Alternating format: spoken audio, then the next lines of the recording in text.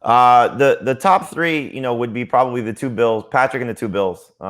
Sticking with my love of the Bills. Yeah. Sanders and Beasley. You can, whichever one you like better. I think Sanders might have a higher ceiling coming, because of his touchdown potential.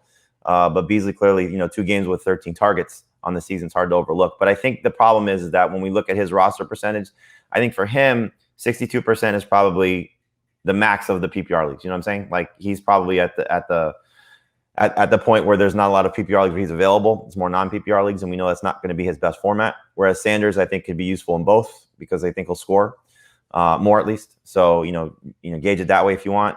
But if you get past those guys, I think AJ Green, as we've seen, his targets have been there, and the last 2 weeks finding the end zone, certainly last week looked much better. And then, I know we had Jacoby Myers as a drop last week, but you have to factor in 2 things. One, I'll go back to what I wrote, what I said. That was more of a non-PPR thing that you should be dropping him, hold him in a PPR league. And we saw the benefit of that with the targets and the receptions, and now the James White injury, so he just might be the one that gets the best production as a result of White being out. Sammy Watkins, Hunter Renfrow, these guys are getting a decent amount of involvement. Is there a decent amount of interest in them? And did you mention Jacoby Myers, by the way? I just did. Oh, I'm sorry. Okay. Wow. Renfrow would be the next guy. Yeah, I think, you look at this receiving core, I think I said, I don't remember what show I said it on, but on paper, they fit every description. Waller, the number 1 guy, whatever position you want to designate him. Renfrow, the possession guy. Ruggs, the deep threat. Edwards, the guy they hope can do it all, but more of a, traditional number 2 guy that doesn't necessarily get a lot of targets, but makes plays when he gets his targets. And Renfro's just been steady Eddie. He's like a poor man's Cole Beasley. He gets the job done when the ball's thrown to him. Touchdowns are going to be hard to come by, I think. But, you need a safe, week of a PPR option. He should be rostered close to the percentage, I think, of where Beasley's at. Yeah, he's pretty available. Hunter Renfrow is 19% rostered. He has 5 or more catches in all 3 games.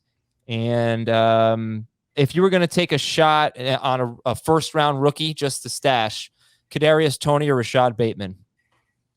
I'll say Bateman, just because I think Lamar's throwing it well. I think that the Ravens have a plan on getting him involved in the offense. I think he's a good type of rangy outside receiver. Might take him a little while to actually get into the swing of things in that offense and to certainly get the type of target volume that we would like. But he's one of several receivers that I would be interested in putting on my stash list, and he might be at the top of the list. Okay. Yeah, I guess I made the case for Toney is just the injuries. If they're going to be so beat up, you saw what Colin Johnson did. You saw what CJ Board did when the 1 catch. They got to get Toney going, so I would just, bank on those guys being out, and Galladay is not 100% either. So, if you're looking at it, the target potential, I think, would probably favor Toney just looking at the offense he plays in, because Marquise Brown and Mark Andrews and what they've done with Sammy Watkins. Like, I don't know where Bateman will fit in right away, just based on how much they're going to throw the ball, how little they throw the ball, and what those other guys have done.